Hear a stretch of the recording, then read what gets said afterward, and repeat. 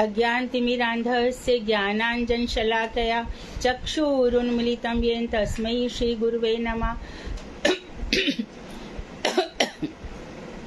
नमो महावदन्याय कृष्ण प्रेम प्रदायते कृष्णाय कृष्ण चैतन्य नामने गौरतुषे नमः। हे कृष्ण करुणा सिंधु दीन बंधो जगतपते गोपेश गोपिका कांत राधा कांत नमोस्तुते। तप्त कांचन गौरांगी राधे वृंदावनेश्वरी वृषभानुसुते देवी प्रणमामि हरिप्रिये। तवैवास्मि ना जीवामि त्वया बिना इति विज्ञाय राधे नय मां चरणान्तिके। गुरुवे गौरचंद्राय राधिकायै तदालये कृष्णाय कृष्ण भक्ताय तद्भक्ताय नमो नमः। वाञ्छाकल्पतरुभ्यश्च कृपा सिन्धुभ्येव च पतितानां पावनेभ्यो वैष्णवेभ्यो नमो नमः। श्री कृष्ण चैतन्य प्रभु नित्यानंद श्री अद्वैत गदाधर शिवासादि श्री गौर भक्त वृंद। हरे कृष्ण कृष्ण कृष्ण हरे हरे, हरे राम राम राम हरे हरे। मैं सर्वप्रथम मध्य गुरु पाद्म पद्म नित्य प्रविष्ट ओम विष्णुपाद अष्टोत्तर सत्तर श्रीमद भक्ति वेदांत श्री नारायण गोसाई महाराज, मध्य शिक्षा गुरु पाद्म पद्म नित्य प्रविष्ट ओम विष्णुपाद अष्टोत्तर सत्तर श्रीमद भक्ति वेदांत श्री वामन गोसाई महाराज के श्री चरण कमलों में असंख्य कोटि दंडवत प्रणाम कर उनकी अहेतु की कृपा की भिक्षा करती हूँ। मैं ग्रंथराज श्री जैव धर्म तदीय रचयिता ओम विष्णुपाद सच्चिदानंद श्री भक्ति विनोद ठाकुर के श्री चरण कमलों में कोटि कोटि दंडवत प्रणाम कर उनकी अहेतु की कृपा की प्रार्थना करती हूँ। मैं उपस्थित श्रोता मंडली वैष्णवी सभी को यथा योग्य वंदन अभिवादन करती हूँ। तो हमने जो कल पढ़ा था वो विश्व साहित्य का सर्वश्रेष्ठ गीत था भ्रमर गीत। बहुत ही भाग्यशाली हैं हम लोग जिन्होंने ये पढ़ा अथवा ये सुना। ऐसा शास्त्रों में वर्णन है राधा जी की जो मादन अवस्था है, किस तरह से उनको उद्घूर्णा होती है, चक्कर आते हैं, मूर्छा हो जाती है और मूर्छा में भगवान श्री कृष्ण की लीलाओं को ध्यान करती है। यहाँ पर विशेष बात ये रही कि उनको कहीं ना कहीं ये लगी गया कि श्री कृष्ण में पूर्ण भगवत्ता है। कहीं ना कहीं उन्होंने वामन भगवान की भी याद करी, उन्होंने भगवान श्री राम के समय की भी याद करी। और प्रलाप इतना ज्यादा हो गया कि जो भ्रमर आया था और जिसको उन्होंने कहा कि तुम्हारे 4 पशुओं से भी ज्यादा तुम मूर्ख हो कि तुम्हारे 6 पैर हैं, और बार बार कहा कि तू ने मधुपान किया है और तू मेरे पैरों में अनुनय विनय मत कर। और उद्धव जी से कहा कि जिसने भी उनसे प्रेम किया है वो इसी तरह से पोथी पकड़ करके वृंदावन धाम चला जाता है। तो प्रेम की जो सर्वोच्च अवस्था है उसका कल हमने श्रवण किया। तो जब प्रेम इतनी सर्वोच्च अवस्था पर पहुंच जाता है, हम ये पढ़ते सुनते हैं। कोई लोग प्रश्न कर सकते हैं कि इतनी सर्वोच्च अवस्था पर भी हमारी स्थिति ऊंची क्यों नहीं हो रही है। तो उसका एकमात्र कारण है कि अभी हम बद्ध दशा में हैं। माया के 3 गुण हमें अपने ऊपर हावी हम होने दे रहे हैं। जिस दिन सचमुच हृदय में ये सब समाविष्ट हो जाएगा, उस दिन ऐसी अवस्थाओं का हम रसास्वादन कर पाएंगे। धाम में वास करना ही है ऐसा नहीं है। जहाँ भी रहें धाम का वास करना है। जहाँ भी रहें उद्धव क्यारी का ध्यान करना है। जहाँ भी रहें, जिस तरह से उद्धव जी आए हैं और प्रेम की ये बातें हुई हैं, प्रेम के शिखर पर, इससे ऊपर कोई शिखर नहीं है। जहाँ पर राधा जी को उसके पहले बताया गया कि राधा प्रेम में इतनी अनुरक्त है, प्रेम व्यचित दशा बताई गई, लेकिन महाभाव में वो बताई, लेकिन महाभाव से भी ऊपर रूढ़ अधिरूढ़ आ गए और अब मोदन भाव आ गया, जिसको मोहन भी कहते हैं। अब कल हम मादन भाव पे हम विचार कर रहे हैं। तो कह रहे कि मादन रूप, आज का पेज है 596। तो गुरु गोस्वामी कह रहे हैं कि मादन रूप विचित्र भाव केवल मिलन में ही उदित होता है, वो वियोग में नहीं होता। तो अब मादन में किशोरी जी की विलास लीला होती है। तो जो विलास लीलाएं हैं वो राधा कृपा कटाक्ष में भी हमें उसके संकेत मिलते हैं। जो विलास है राधा रस सुधा निधि में, उत्कलिका वल्लरी में, विलाप कुसुमांजलि में, प्रेम संपुट ग्रंथ में देखे जाते हैं। राधा जी का कृष्ण के साथ जो विलास है, राधा जी की भ्रुकुटी मात्र से श्री कृष्ण को विलास करा देती है। थोड़े से विलास के दर्शन हमें कहाँ होते हैं? सेवा कुंज में, निधिवन में, जहाँ पर हम राधा जी का थोड़ा सा विलास देख पाते हैं। राधा और कृष्ण में जब रति विलास होता है तब मंजरियों को अधिकार है उसके दर्शन का, सखियों का वहां प्रवेश नहीं है। इसीलिए 3 कुंज हैं। कुंज जहाँ पंचायती रास है, निभ और उसके बाद निकुंज जहाँ सखियां हैं, और निभृत निकुंज। आप राधा कुंड जाते हैं तो वहां पर हमें बताया जाता है, दिखाया भी जाता है कि चारों तरफ अष्ट सखियों के कुंज है। वहां पर ही हमारे पूज्यपाद भक्तिविनोद ठाकुर का स्वानंद सुखद कुंज है। तो स्वानंद सुखद कुंज क्या? वहां पर उन लीलाओं का आस्वादन किया जा रहा है, क्योंकि राधा कुंड साक्षात श्री जी ही है। भगवान ने कहा है कि जिस तरह से राधे तुम मुझे प्रिय हो, इसी तरह से तुम्हारा कुंड भी मुझे प्रिय है। तो कुंड में जाते हैं और राधा जी से प्रार्थना करते हैं। पहले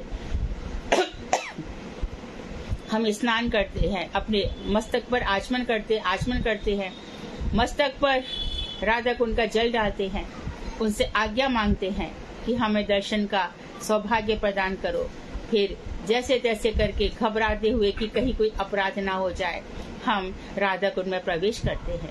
और राधा कुंड के जल में बैठकर कम से कम एक बार तो राधा कृपा कटाक्ष गाना ही चाहिए।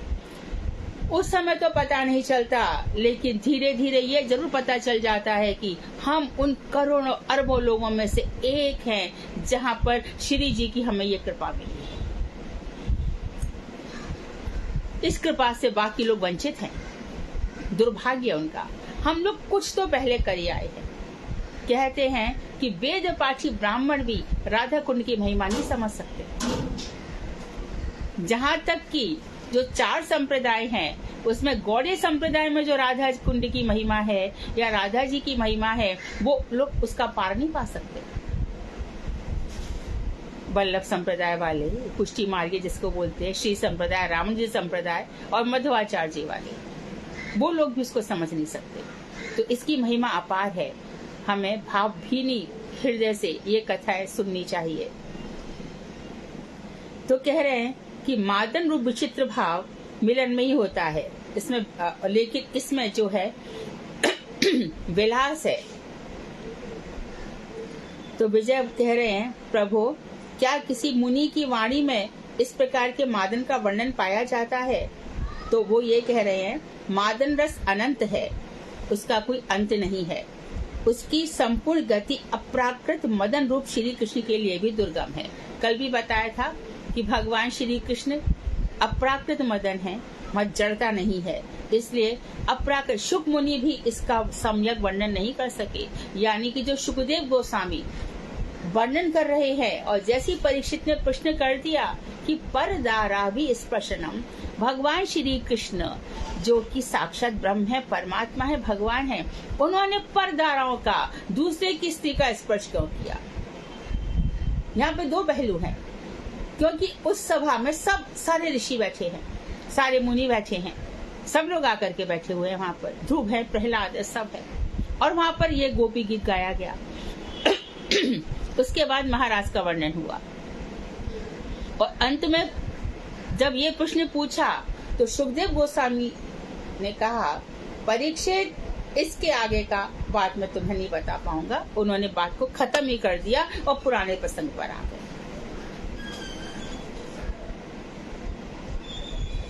तो इसका विस्तृत रूप से वर्णन हुआ रूप गोस्वामी द्वारा। यद्यपि पुराणों में थोड़ा थोड़ा देखा जाता है, परंतु विस्तार से वर्णन उज्ज्वल नीलमणि और भक्ति रसामृत सिंधु में हुआ, वो भी श्रीमन महाप्रभु की कृपा से, महाप्रभु जी के आदेश से। अब तो कौन से, तो रस विचारक भरत मुनि आदि की तो बात ही क्या है। तो बोले बड़े आश्चर्य की बात है जो आपने बतलाई। रस स्वरूप और रस के भोक्त स्वरूप, कृष्ण स्वयं ही रस स्वरूप है और वो ही रस के भोक्ता है।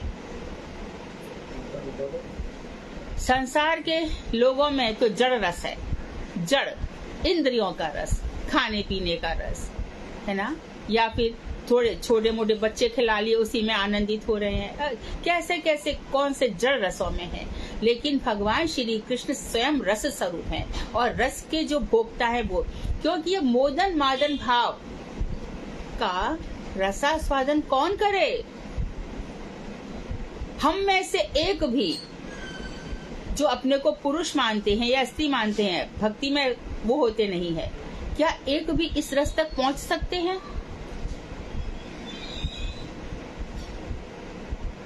हम में से एक भी नहीं पहुंच सकता। रख दो इसको, मेरे को डिस्टर्ब हो रहा है। तो भगवान श्री कृष्ण स्वयं रस स्वरूप है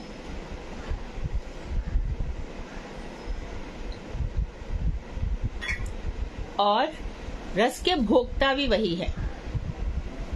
अर्थात जितने हमारे ऊंचे भाव होंगे भगवान श्री कृष्ण उसका आस्वादन करेंगे।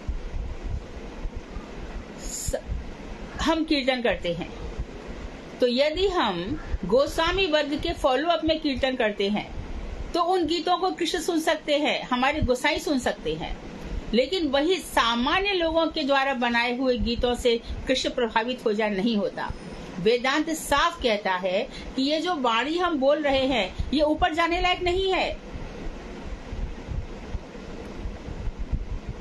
जैसे कि एक अनपढ़ गंवार व्यक्ति डॉक्टर नहीं बन सकता, इंजीनियर नहीं बन सकता, पीएचडी नहीं कर सकता, उसी प्रकार से जो भक्त, एक तो जो खराब काम कर रहा है उसके तो नरक है ही, थोड़ा अच्छा कर रहा है तो उसके लिए स्वर्ग है। लेकिन गोलोक धाम जाने के लिए कितनी ऊंची भक्ति चाहिए। तो वहां जो गोलोक धाम में भगवान श्री कृष्ण है वो रस स्वरूप है। नरसिंह देव आए, प्रहलाद का कहा कि ठीक है प्रहलाद, मुझे मेरा नाम तुम्हारी रक्षा कर ही रहा था, मुझे आने की क्या जरूरत थी, लेकिन फिर भी तुम्हारी वाणी को सत्य करने आया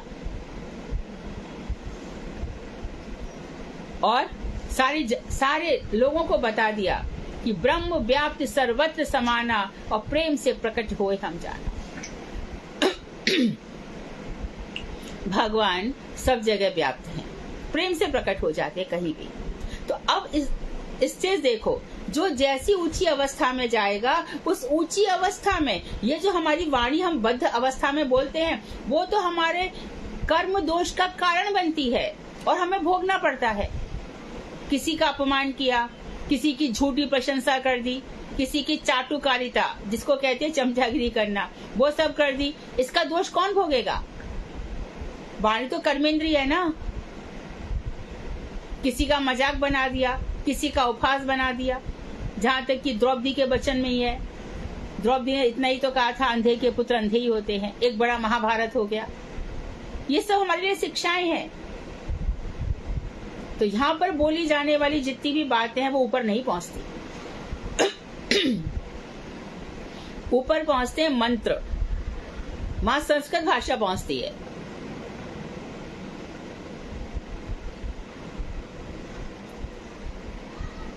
इसलिए सारे मंत्र संस्कृत भाषा में हैं। तो जहाँ पर हम जो कुछ बोल रहे हैं, जो कुछ भी है, उसका गोलोक धाम में कोई लेना देना नहीं है। तो वहां पर इन बातों का लेना देना है, वहां ये लेवल के लोग जाते हैं। तो भगवान श्री कृष्ण रस स्वरूप हैं और रस के भोक्ता भी वही है। स्वयं कृष्ण भी संपूर्ण रूप से, वो भी राधा जी के भाव तक नहीं पहुंच पाते, औरों की तो बात ही क्या है। तो बोले ये कैसे संभव है, भी कृष्ण ही नहीं जानते। तो गोस्वामी ने कहा कृष्ण ही रस हैं, वे स्वयं रस हैं, वे अनंत सर्वज्ञ और सर्वशक्तिमान है, उनसे कुछ भी छिपा नहीं है अथवा उनके लिए कुछ भी अप्राप्य या अघटनीय नहीं है। भगवान श्री कृष्ण के लिए कोई वस्तु ऐसी नहीं है जो प्राप्त ना हो और कोई वस्तु ऐसी नहीं है जो घट ना सके। वे अचिंत्य भेदा भेद धर्म वशतः नित्य ही एक रस और अनेक रस भी हैं। तो अचिंत्य भेदाभेदवाद गौड़ीय वैष्णवों का आधार है। अचिंत्य भेदाभेदवाद समझ लो कि भगवान दोनों विरुद्ध धर्माश्रय हैं। सगुण के और निर्गुण के ही भगवानी आश्रय हैं, निराकार साकार के भगवानी आश्रय हैं। भगवान ही ब्रह्म रूप से सर्वत्र व्याप्त हैं और भगवान ही सबके अंतर्यामी भी हैं। पांचों रसों भी भगवान ही उनके विषय बन जाते हैं।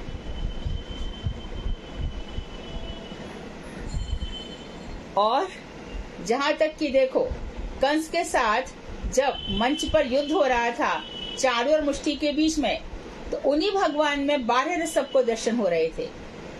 मल्लों में उनमें वीर रस नजर आ रहा था और देव की वसुदेव वहां पर बैठे थे, उनको वात्सल्य रस आ रहा था, और पास के जो योद्धा बैठे थे उनको ईर्ष्या रस हो रहा था, जुगुप्सा रति हो रही थी। अचिंत्य भेदाभेदवाद क्या है जिसका हम चिंतन भी नहीं कर सकते। तो भगवान श्री कृष्ण एक साथ ही सारे रूपों में प्रकट हो जाते हैं। तो वो एक रस भी है, माता यशोदा के लिए वात्सल्य रस है, सखाओं के लिए सख्य रस में है, शांत भक्तों के लिए शांत रस में और दास भक्तों के लिए दास रस में, और वही श्री कृष्ण राधा जी और श्रृंगार रस के उपासकों के लिए वो मधुर रस में है, मधुर रस के विषय है। यही भगवान श्री कृष्ण की महिमा है। एक रस से वे सब कुछ आत्मसात कर आत्माराम है। और बड़ी बात यह है कि एक ही रस में, मधुर रस में, वो सब कुछ उसको आत्मसात कर लेते हैं, सब कुछ एब्जॉर्ब कर लेते हैं, उसके बाद भी वो आत्माराम है। अर्थात आत्माराम सब, यहाँ पे बड़ी बात आ गई, अपने आप में ही रमण करते हैं। तो अपने आप में रमण करते हैं, तो इतनी सारी गोपियों के साथ रमण किसने किया? वहीं पर फिर बात आ गई गोपाल अपनी उपनिषद की, कि जब गोपियों की इच्छा हुई, गोपियों की, कि आज किसी ऋषि को, ब्राह्मण को भोजन देंगे जो बहुत उत्कृष्ट श्रेणी का हो। तो कौन है ऐसा ब्राह्मण? कि दुर्वासा जी हैं। कहाँ मिलेंगे? यमुना पार बैठे हैं, चलो जाएंगे। तो देखा यमुना जी एकदम ऊपर उठी हुई हैं, एकदम ऊपर उठी हुई है। गोपियां आई और कृष्ण से बोली, कृष्ण हम कैसे पार करेंगे? बोले जाके कहना यमुना जी से कि यदि मैंने कभी किसी स्त्री का स्पर्श नहीं किया हो तो यमुना जी आप शांत हो जाइए। गोपियां बड़ी जोर जोर से हंस पड़ी। सारे जगत को माखन चोरा, नाम धर्यो वैरागी। कौन सी स्त्री को छोड़ा है आपने? तो जो भगवान श्री कृष्ण से प्रेम करते हैं, कृष्ण उनको अपना लेते हैं, अपना कर भी नहीं अपनाते। क्यों? उनमें आसक्त नहीं होते। और रही राधा जी की बात, राधा आत्मा तू राधिका, हरे राम, हरे संबोधन है ना। हम मंत्र जो जपते हैं वो सब संबोधन में है। जितने भी हम ये हरे कृष्ण जो जपते हैं ये संबोधन में है, और जो हम आनी करते हैं वो भगवान के हमारे के बीच में संबंध है। क्योंकि आप देखिए जितने भी मंत्र है उसमें स्वाहा नमः हम अपने आप को देते हैं, हम आपके लिए देते हैं, अपने आप को प्रदान करते हैं, संबंध बना लिया हमने। और यहाँ पर हम संबोधन कर रहे हैं हरे कृष्णा, यहाँ भी हरे राम, आत्मा तू राधिका, आपकी आत्मा तो राधिका है, राधा जी के साथ रमण करते हैं, हरे राम। अब यहाँ पर ये जो मादन भाव है, आप राधा जी के साथ कैसे रमण करते हैं? कुंजों में किस तरह से आपका विलास होता है, धीर समिल यमुना के किनारे, गोवर्धन में, कुसुम सरोवर में, मानसी गंगा में कैसे नौका विहार होता है, कैसे मधुपान लीला होती है। तो भगवान एक होकर भी सब कुछ आत्मसात कर लेते हैं और आत्मा राम है। इस दशा में उनसे पृथक रूप में कुछ भी रस रूप में नहीं रहता। भगवान से अलग होकर के कोई रस है ऐसा नहीं होता। श्री कृष्ण को छोड़ करके अलग कोई रस नहीं है। पुनः वह एक साथ यानी साइमल्टेनियसली वो एक रस भी है और युगपत एक साथ अनेक रस भी है। वही उसको याद रखना चाहिए कि कंस के मंच पर 12 रस के आश्रय हुए हैं भगवान, अतः विषय हुए, अतः आत्मगत रस के अतिरिक्त उस दशा में परगत रस और आत्म पर मिश्रित विचित्र रस होता है। तो आत्मगत रस के अतिरिक्त भगवान का आत्म अपना ही रस है, मधुर रस, और उस दिशा में परगत रस यानी गोपियों के बीच में, और आत्म पर इस समय आत्मा और परगत गोपियां दोनों रस मिश्रित हो जाते हैं। हरे राम राम राम दोनों मिलन हो गया, परमानंद हो गया।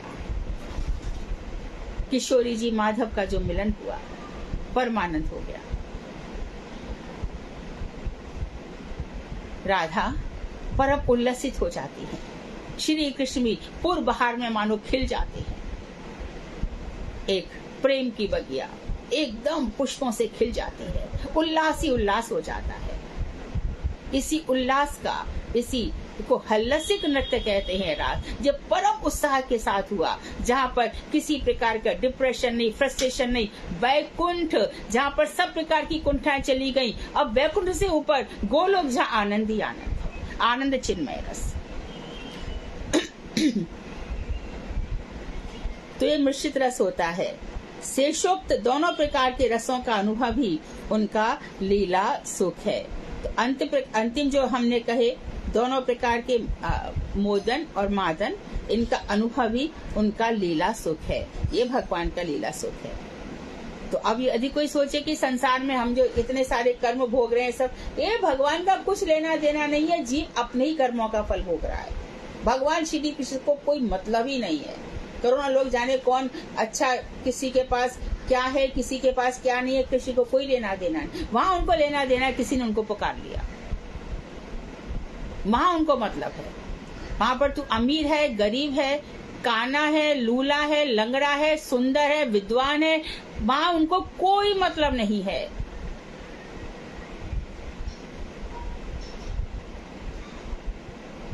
वहां पे उनको ये मतलब है कि मुझे कौन पुकार रहा है, कौन सी स्टेज में रह रहा है, कोई भी अवस्था हो। मूर्ख लोग कहा करते हैं कि उनके पास पैसा है, भगवान की कृपा है, उनके यहाँ बेटा हो गया, भगवान की कृपा है। तो आज तो भगवान की कृपा, और कल पता चला कि बेटा ऐसा तो कुलांगार निकला, ये तो पैदा नहीं हुआ था तो अच्छा था, फिर कहाँ गई भगवान की कृपा। इन सबको कृपा कभी नहीं समझना चाहिए। ये बद्ध जीव है, अपने कर्मों का फल भोगते रहते हैं। कभी स्वर्ग उठाए, कभी नरक डुबाए, कभी स्वर्ग के सुख दे देते हैं इंद्र जैसे, और कभी ऐसा नरक में डाल देते हैं। ज्यादा सुख देते हैं तो और भी भक्ति नहीं होती। जितने भी पैसे वाले लोग हैं उनको यही चिंता रहती है कि हम कैसे अपने आप को मेंटेन करें, और जिनको सुंदर दिखना है रात दिन इसी चिंता में रहते हैं कि कैसे सौंदर्य हमारा बना रहे। पता नहीं किसके लिए सौंदर्य से, जब सौंदर्य भी पैसा कमाने के लिए होता है तो सोचो। तो ये बात अच्छी तरह से समझ लेना चाहिए कि वहां पर जो ऊपर जो जाएगा, वहां पर मंत्र ही हमें ऊपर ले जाएंगे, और उन्नत रसीय, जितना रस हमारे ऊपर हम सोचेंगे उतना ही रस हमें उन्नत अवस्था में ले जाएगा। तो परगत रसी चरम विस्तार लाभ करने पर पार के रस होता है, परगत रस। और भी स्पष्ट कर दिया कि अपने पतियों को छोड़ करके परगत श्री कृष्ण के प्रति जो रस है, वही यही भगवान श्री कृष्ण इसका ही आस्वादन करते हैं। तब कहते हैं मैं इन गोपियों का क्या करूं, इन्होंने मेरे लिए आर्यपथ, आर्यपथ क्या, अरे अपना पति है, दूसरे पति की तरफ झांकना मत, यही आर्यपथ है। वो जैसा भी है, लूला लंगड़ा कैसा भी है, भगवान ने दिया हुआ है, उसी को तुम चलाओ। भागवत में कहा है यदि वो पतित ना हो, पापी ना हो, मारने पीटने वाला ना हो, क्योंकि पति का दूसरा नाम क्या है, भर्ता, भरण पोषण करने वाला। यदि वो ऐसा नहीं कर सकता तो पति है ही नहीं।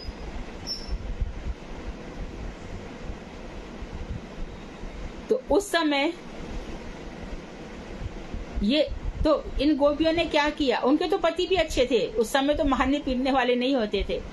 उन्होंने उस आर्य पथ को भी छोड़ दिया, और वैदिक मर्यादा कि मरने के बाद हम दूसरे से प्रेम कर रहे हैं, हमें नरक मिलेगा, वो पथ भी छोड़ दिया, लोकलाज सब कुछ छोड़ दिया। तो रसस्तु परिकियाम, रसस्तु परिकियाम, परिकिया में ही रस है। तो परगत रसी चरम विस्तार लाभ करने पर, जब चरम विस्तार पर आ जाता है, यही मोदन मादन जो पारकीय रस होता है।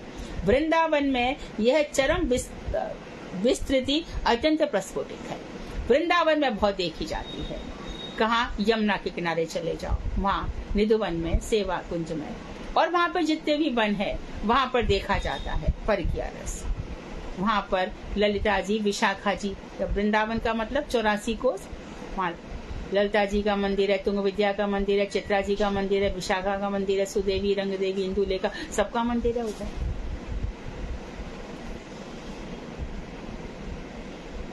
अतएव वह आत्मगत रस के लिए अपरिज्ञात परम सुख विशिष्ट परकीय रसी मादन की सीमा है। तो आत्मगत रस के लिए अपरिज्ञात परम सुख विशिष्ट भगवान ने इसको आत्मगत कर लिया है। अपरिज्ञात, ये कहाँ तक पहुंचेगा इसको ज्ञात भी नहीं होता, और ये परम सुख, भगवान इस रस का खूब आनंद लेते हैं। इसी रस का वर्णन गीत गोविंद में हुआ है, जिसको श्रीमन महाप्रभु विरह भाव में याद किया करते थे। पग पग पर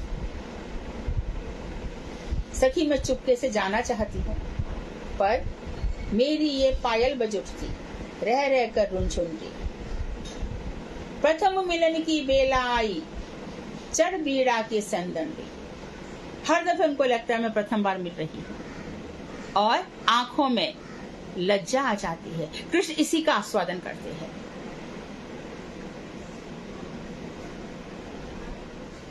राधा जी मोती का हार लेकर के जाती है। आज कृष्ण से बात नहीं करनी है। धूर्त मिलन को कहा था, आए नहीं, और राधा जी जाती हैं। कृष्ण वहां छुप के देख रहे होते हैं। अब सखियां उनके साथ हैं। राधा जी के हाथ में मोतियों का हार है।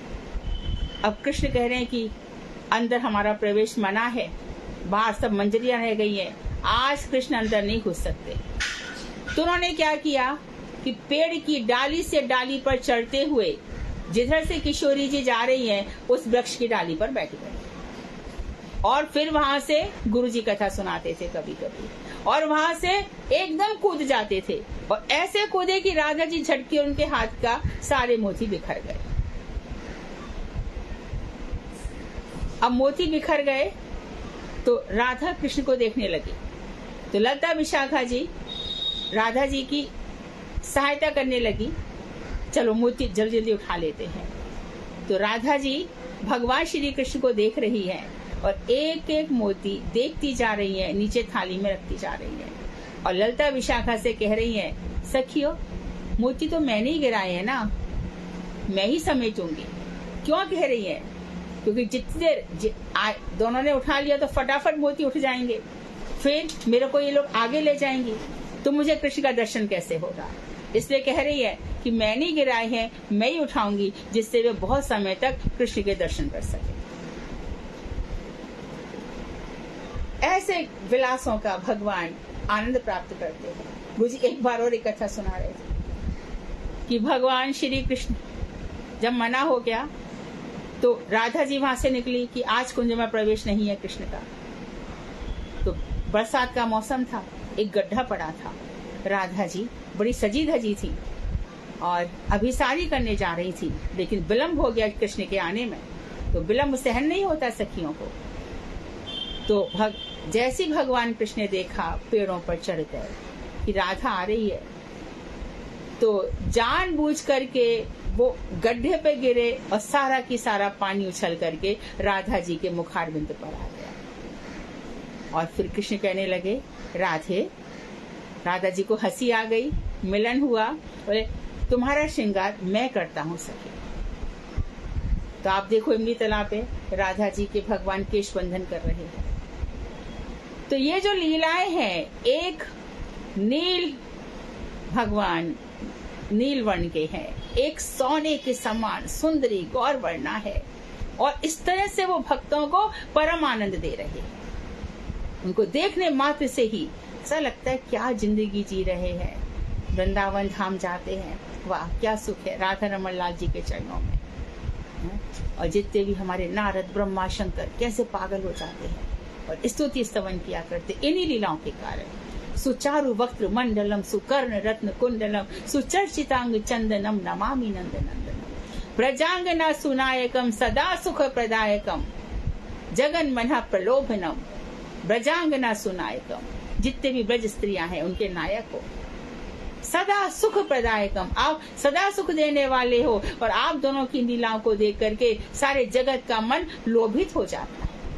क्या यहाँ पे पैदा हो जाओ, फिर जवान हो जाओ, फिर बूढ़े हो जाओ और सबको छोड़ के चले भी जाओ और जाने किस किस के साथ कर्म बंधन बना लो, जिसके साथ हमारा कोई लेना देना भी नहीं होता। फंसे रहो उनके बीच में, कोई संबंध नहीं है फिर भी संबंध मान लेते हैं। मैंने गुरुदेव से आज तक कभी नहीं पूछा कि महाराज जी मैं ये जाऊं कि नहीं जाऊं, मेरा ऐसा हो कि नहीं हो। गुरु जी की कृपा से सब संसार फीका ही लगा शुरू से ही। कौन बंधन में बंधेगा। तो गुरु जी की हमने एक लीला भी देखी।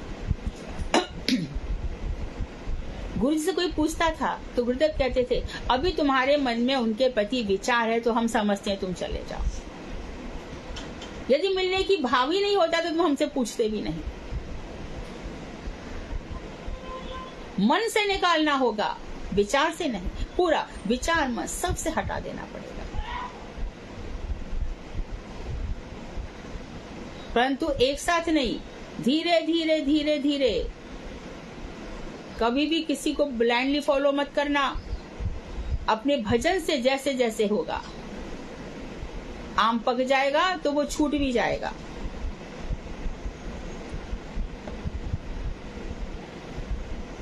यह विशुद्ध रूप से अप्रकट लीला के समय गोलोक में वर्तमान होता है। तो अप्रकट लीला के समय यह विशेष रूप से गोलोक में रहता है या वृंदावन में दिखाई देता है। किंचित रूप में यह प्रत्यय अवस्था में ब्रज में भी वर्तमान होता है। जब ब्रज में इसका प्रत्यय कुछ कॉन्सेप्ट्स इसके ब्रज में भी दिखाई देते हैं। तो उन्होंने 2-3 जगह बताया। इसके बाद कह रहे हैं कि विजय कह रहे हैं प्रभु मेरे प्रति आपकी असीम कृपा है। अब कृपा कर संक्षेप में समस्त प्रकार के मधुर रसों का सार बतला में, जिसे मैं सहजी समझ सकूं। तो जितने भी आपने मधुर रस के प्रकार बताए उसका सार मुझे बताइए। तो गोस्वामी कह रहे हैं कि ब्रज देवियों में उदित होने वाले भाव सर्वथा अलौकिक और तर्क से परे होते हैं। ब्रज सुंदरियों के अंदर जो नाना भाव आते हैं सेवा सुख के, उसमें कोई तर्क नहीं कर सकता। उसमें तो भाव होते हैं, भाव साधन, साधन के बाद भावमयी भक्ति और फिर प्रेमावस्था। जब बिलमंगल ठाकुर पानी पी रहे थे तब उन्होंने देखा कि एक स्त्री उनको पानी पिला रही है। स्त्री को उन्होंने साइड से देखा, बड़ी सुंदर, पतली कमर, लंबे बाल, एकदम ये तो बड़ी सुंदर है। कोई बात नहीं, अब वो स्त्री पानी लेकर के अपने घर चली आई और वो भी पीछे पीछे चले आए।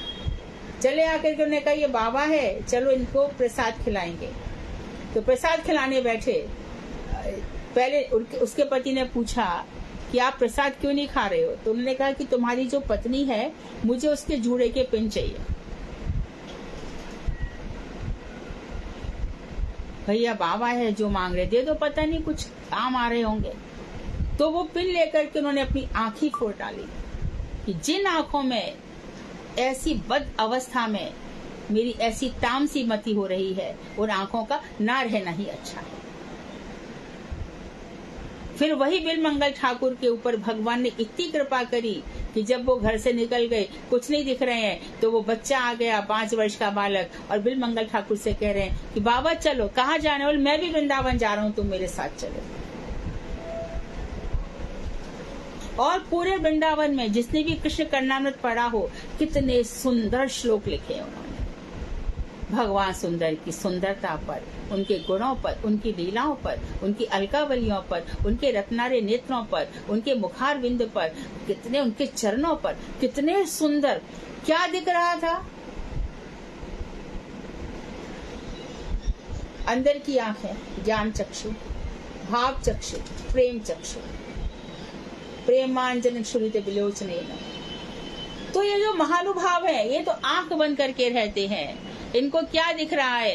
तो जो अंदर की आंखों से दिन रात भगवान का इस तरह से सौंदर्य दर्शन कर रहे हैं, उनको इस संसार में कुछ लेना देना नहीं होता। लेकिन एक फिलॉसफी ये भी है, वॉरियर फिलॉसफी, कि यहाँ पर किसी भी हमारे संत महात्मा का जो हम देख रहे हैं ना कि कभी कभी बीमार पड़ जाते हैं, कुछ हो जाता है, उनका कोई कर्म बंधन नहीं होता।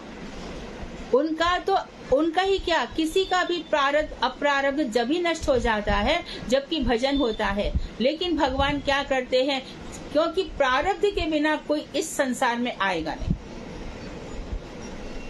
5 भौतिक जो मिट्टी है ना, ये जहाँ की वायु है, इसको जीने के लिए उस प्रारब्ध की सृष्टि भगवान खुद ही कर देते हैं कि जाओ थोड़े थोड़े ये झेल लो और संसार का उद्धार करके मेरे पास चले आओ।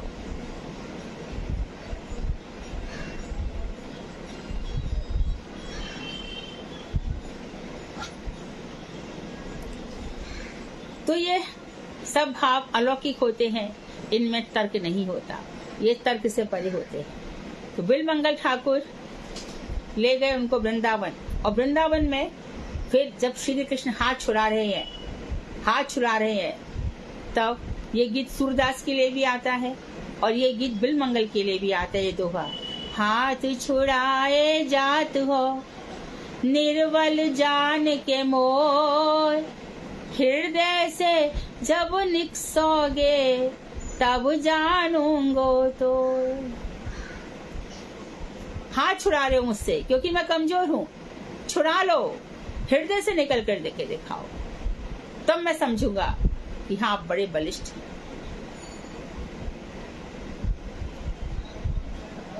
सूरदास भी अंधे थे, परंतु इतना सुंदर सुंदर वर्णन करते थे तो लोगों को लगा कि सूरदास भाई ये अंधा नहीं है, इसको दिखाई तो जरूर देता है, ये जस का तस वर्णन कर देता है। तो एक दिन क्या किया कि बस श्री विग्रह का बिल्कुल उनको उघाड़ दिया, एकदम श्री विग्रह में कोई वस्तु नहीं रखा। और सूरदास से कहा, सूरदास आज तो भगवान का बड़ा सुंदर श्रृंगार हुआ है, आज तो तू वर्णन कर, बड़े पद पढ़ेंगे, बड़े पद सुनेंगे। और सूरदास ने पद गा दिया, आज तो हरि नंगम नंगा। तो ये सब भगवान की कृपा है और भक्तों की भक्ति है, तब ये भाव इतने ऊंचे तक पहुंचते हैं। पहले सूरदास हमेशा ही कहा करते थे वल्लभाचार्य जी से, मोह सम कौन कुटिल खलकामी, मैं बड़ा ही कुटिल हूँ, मुझसे जैसा मेरा खराब दिल किसी का हो नहीं सकता, मैं दुष्ट हूँ, मैं कामी हूँ। तो वल्लभाचार्य जी बोले, सूर हमेशा ऐसी रोता रहेगा तो भजन कब करेगा, उनका गुणगान कब करेगा।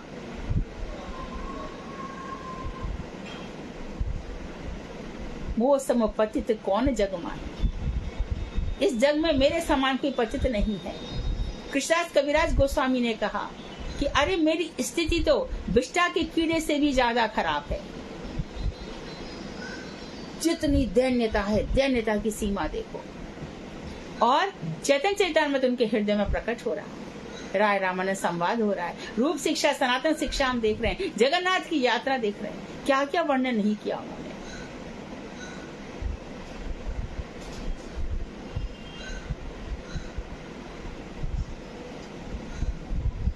तो बता रहे हैं, इसलिए विचार पूर्वक इन भावों को बतलाना कठिन ही नहीं असंभव है।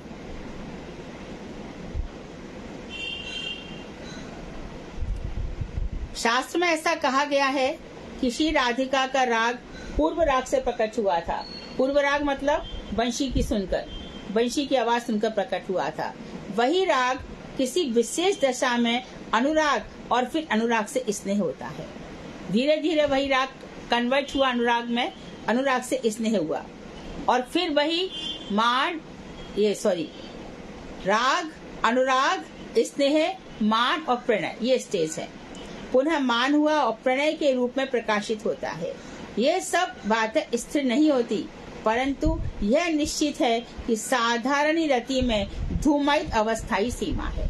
ये निश्चित समझो कि जो साधारण रति है, जैसे हल्का सा धुआं होता है, आता है चला जाता है, इसमें रति इतनी ही देर रहती है बस। किसी के संग में बैठ गए, अभी कथा चल रही है, सुन रही है, बहुत भाव आ गए, फिर वही की भाई, ये धुमायित रति है, साधारण रति है।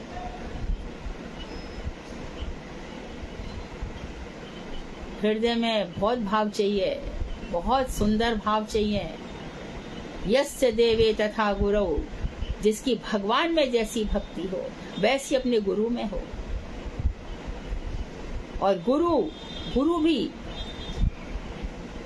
जितने भी शिक्षा गुरु हैं, जिनसे भी हमारी भक्ति बढ़ रही है, उन सबके प्रति भी वैसी हो। नहीं तो नहीं होगा, कुछ हासिल नहीं होगा, होगा ही नहीं, समझ में ही नहीं आएगा, थोड़ी देर आएगा चला जाएगा। स्नेह मान प्रणय राग अनुराग तक समंजसा की गति होती है। उसमें ज्वलिता रूप में दीप्त रति रहती है, सुदीप्त नहीं होती, थोड़ी प्रकाशित रहती है। रूढ़ में उद्दीप्त रति होती है, थोड़ी और ज्यादा रूढ़ में, तथा मोदन आदि में सुदीप्ता रति होती है। दिन रात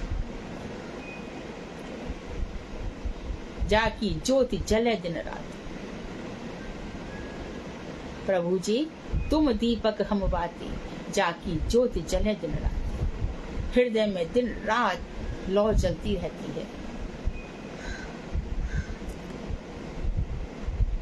इसे भी माइक कभी कभी ऐसा होता ही समझना, क्योंकि देश काल और पात्र आदि के भेद से इस विधि में उलटफेर भी हो जाता है, समय और परिस्थिति जैसी रहती है। साधन रति खाली प्रेम तक पहुंचती है, समंजसा रति की सीमा अनुराग तक है, और समर्था रति की सीमा महाभाव तक है। तो सख्य रस में रति की गति कहाँ तक है? तो बता रहे हैं कि जो नर्म वयस्क है उनकी रति अनुराग तक पहुंच जाती है, सुबल सखा मधुमंगल आदि की, परंतु उनमें खाली सुबल की ही रति महाभाव तक पहुंचती है। सुबल की रति महाभाव तक है, इसलिए निकुंज में सुबल का प्रवेश है। और चीधर लीला आदि में भी सुबल, श्रीदाम, किंकित और वसुदाम, ऐसे चार सखाओं का ही प्रवेश था, सबका प्रवेश नहीं था।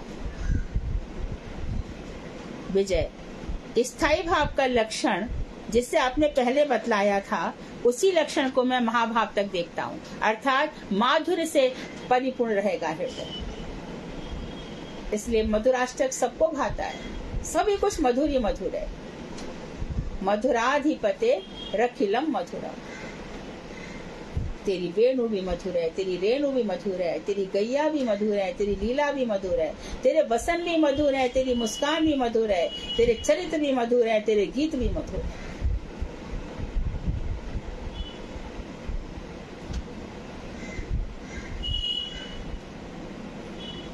जब इसके साथ सामग्री का संयोग होता है, अर्थात मुस्कान इत्यादि जब दिखाई देने लग जाते हैं, तभी उसमें जाति भेद लक्षित होता है, तभी हमें डिफरेंसेस पता चलते हैं। स्थायी भाव अपनी गूढ़ जाति के अनुसार तदुपयोगी सामग्री संग्रह पूर्वक उसी के अनुरूप रास्ता को प्राप्त होता है। तो स्थायी भाव, इसकी रति बहुत सीक्रेट है ना। हम गीता में कहते हैं गुह्य रसे गुह्यतरे गुह्यतम, एक सर्वगुह्यतम है। सर्वगुह्यतम रस क्या है, राज विद्या क्या है, जो है वही कि इसके अंदर जो मधुर रस है, तो जैसे ही मानो वन दिख गए, उद्दीपना दिख गई, वंशी की ध्वनि सुनाई पड़ गई, तो जैसे जैसे आएगा वैसी मिलन अवस्था होगी। और विरह में, तो मिलन में भी उनको लगेगा कि विरह है, विरह में भी मिलन। या फिर हिरण्यों को देख करके जड़ में चेतनता, चेतनता में जड़ का आरोप होगा, उनको हिरण्या भी दिखाई देंगी। भगवान श्री राम को भी ऐसी विरह हुआ था। हे खग हे मधुकर शैनी, तुम देखी सीता मृग नैनी। हे पशुओं, हे खग, हे मृग, हे मधुकर शैनी, हे भौरों की पंक्ति, क्या तुमने सीता को कहीं देखा क्या? तो विरह में ऐसी अवस्थाएं हो जाती हैं। उद्दीपनाओं से जैसे जैसे उद्दीपना होगी वो बढ़ता जाएगा। क्या मधुर रति में स्वकीय और परकीय जातिगत भेद है। ये जो जाति है स्वकीय और परकीय, ये भेद नित्य रहते हैं। बोले हाँ, उसमें नित्य स्वकीय और परकीय जाति भेद है, वैसा भेद औपाधिक नहीं है। अर्थात यदि उस भेद को औपाधिक माना जाता है तब मधुर आदि रसों को भी औपाधिक ही मानना पड़ेगा। ये तो स्वाभाविक रस है।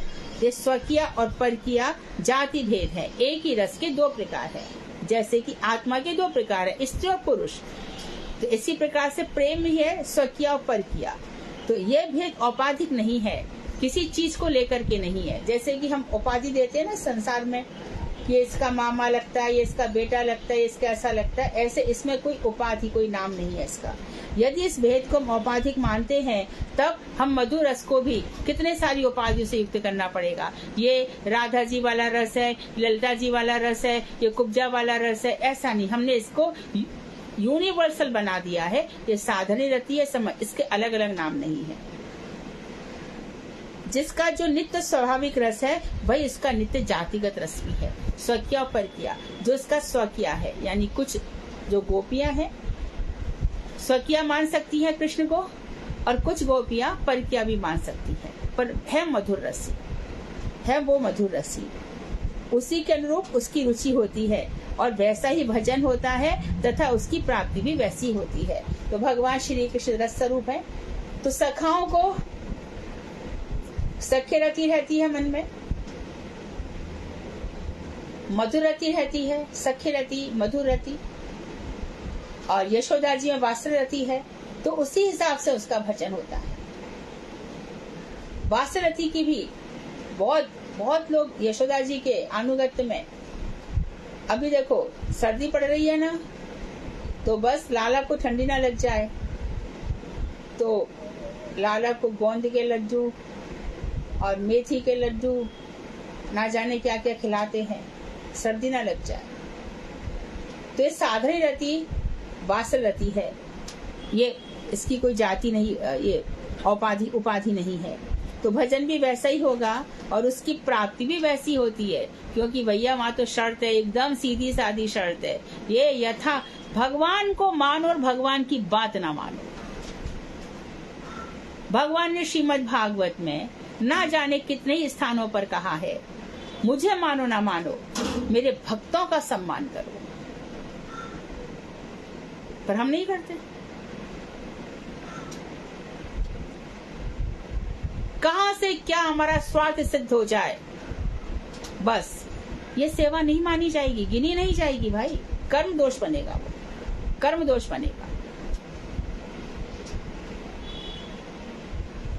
हरि गुरु वैष्णव, इन तीनों के लिए हमेशा सेवा परायण रहो, हमेशा सेवा परायण, किसी भी स्थिति में।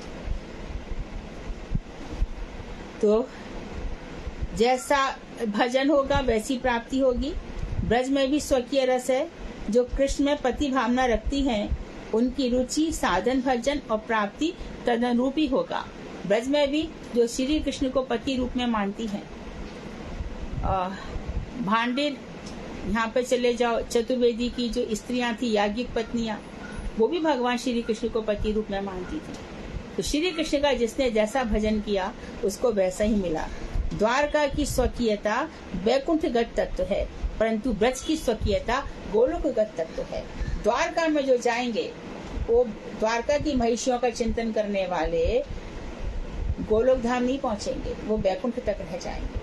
लेकिन ब्रज में जिनका स्वकीय भाव है, ब्रज में रहते हुए भी जिनका स्वकीय भाव है, वो गोलोक तक जाएंगे। दोनों में भेद है।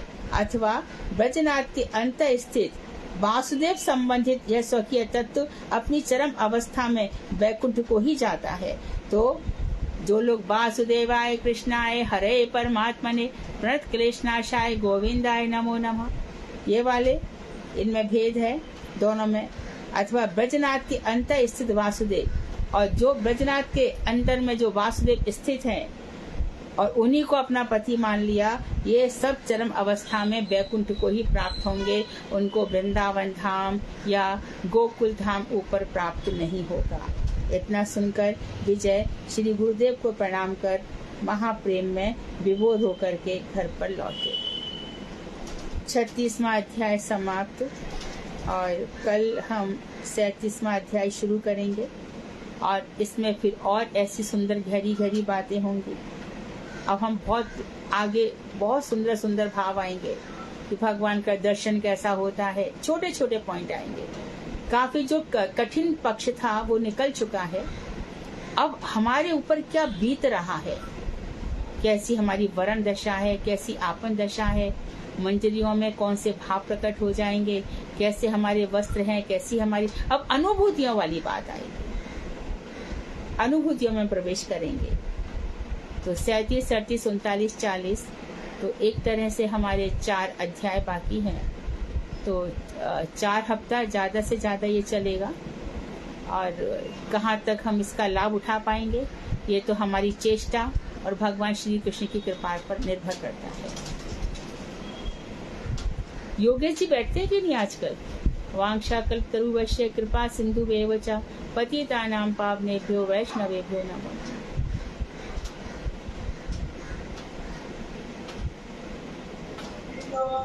हरे कृष्णा दीदी, दंडवत प्रणाम। हाँ दीदी, ये जो आपने अभी बताया ना आखिरी में कि द्वारिका की स्वकीयता बैकुंठ तक लेके जाती है और ब्रज की स्वकीयता गोलोक, तो दीदी ब्रज में तो परकीय भाव ज्यादा है ना, तो ये स्वकीयता को कैसे समझें दीदी हम? ये कह रहे कि ब्रज में रहकर भी कुछ गोपियों ने, जैसे कि चीरहरण लीला इत्यादि हुई, उसमें गोपियों ने श्री कृष्ण को अपना पति ही माना था, उनका स्वकीय भाव माना जाएगा।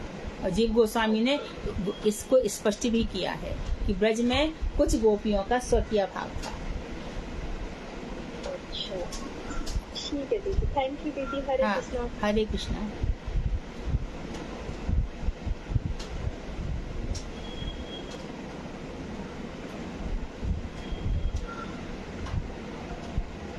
योगेश जी हैं क्लास में? नहीं, वो क्लास में नहीं है, उनका कॉल आता है रिकॉर्डिंग के लिए, तो रिकॉर्डिंग सुनते हैं वो शायद मेरे हिसाब से। अच्छा अच्छा, हाँ।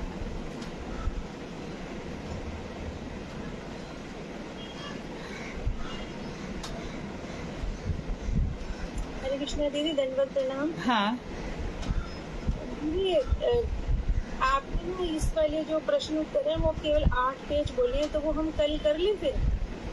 हाँ, मैंने सोचा पहले हाँ कर लो। टाइम लगेगा, तो मैंने कहा अभी तो 8 पेज है, तो ये तो हो जाएंगे कल। ठीक है, तो कल 8 पेज हम डिस्कस कर लेंगे। फटाफट प्रश्न, फटाफट उत्तर, 8 पेज तैयार करके आना सब। फिर उसके आगे हम ये 37वां अध्याय पढ़ना शुरू कर देंगे। बढ़िया प्रश्न उत्तर, एकदम अच्छे बच्चों की तरह उत्तर देना, फर्स्ट क्लास स्टूडेंट। दीदी, कल टाइम पे क्लास लोगे या पहले लोगे थोड़ा? क्यों, कल क्या है? हो, बात तो सही है। हाँ दीदी, मैं भी वही पूछने वाली थी अभी। कल हमारे वो गुरुजी के भक्ति के यहाँ पर हमें पहुँचना पड़ेगा 4 बजे। तो परसों ले लूंगी। हाँ, कल कैंसिल कर दें, चलेगा? हाँ जी दीदी, परसों। हाँ, ठीक है, परसों ही रखते हैं। हाँ, मेरे दिमाग से निकल गया था। अभी उनका फोन आया था कि मैं बुलवा लूंगी आपको, भूल ही गई।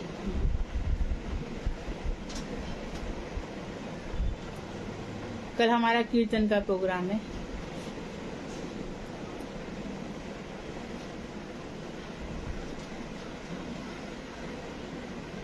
और कोई प्रश्न?